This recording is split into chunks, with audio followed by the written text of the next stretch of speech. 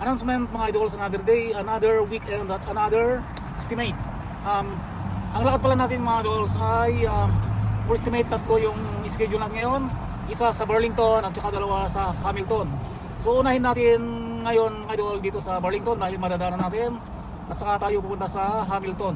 Sabay-sabay itong tatlo na naka-schedule ngayon mga idol dahil para isang lakad lang. Sila naman ay mga viewers natin at followers na panood yung mga videos natin. Doon nila nakuha yung contact number natin. Samahan nyo kami idol, bibiyahe tayo ng Burlington at Hamilton. Let's go! So, dito tayo makakaling sa Toronto mga idols, papuntang Burlington at Hamilton. Ang ginagawa ko pala mga idols ay weekend. Ako nag-estimate. Malayong malapit ay pinupuntahan ko. Hello mga idols, nandito tayo sa Burlington. Ito yung gagawin natin sa Burlington. Ito yung basement. Ito yung stair. Kung makikita nyo, nandito yung electrical panel at ito naman yung cold room. Yun. Para hindi ko lang makakalimutan mga idol yung kung paano ko ang setting nito. Ito garage sa ito. Garage. Yan. Dito naman ay magiging storage na mayroong closet. Siyempre ito mga idol ay magiging office. Makita yung dalawang bintana na yan. Paikot ko lang. Dito ay magiging office dito. May naka-rack-in dito para sa washroom. At ito naman yung furnace. Ito idol, nandito tayo sa Burlington. Ito yung gagawin natin dito. Okay, hanggang dito lang tayo mga idols. Mga idols, finally natapos na tayo dito sa Burlington.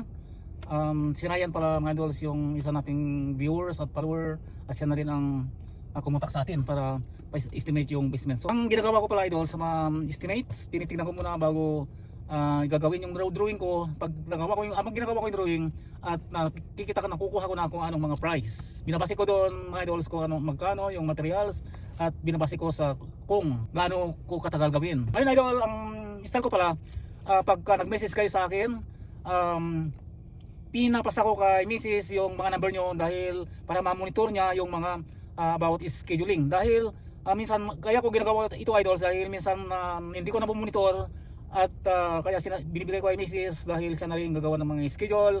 Pagkatapos ko rin ng mga estimates idol ay binibigay ko rin sa kanya at siya nagpapadala sa inyo. So salamat na naman. Salamat ulit mga idols. So, thank you idols for watching.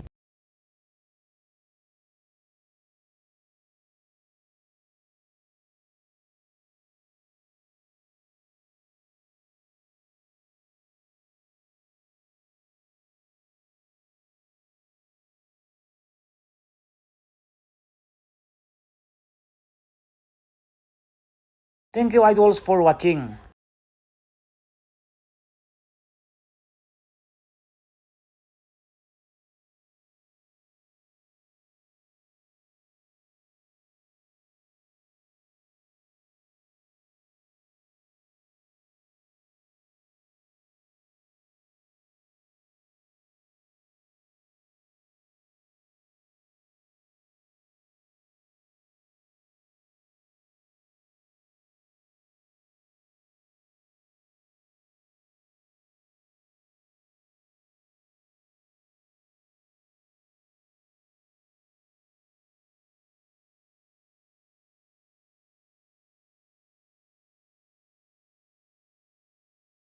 And thank you idols for watching.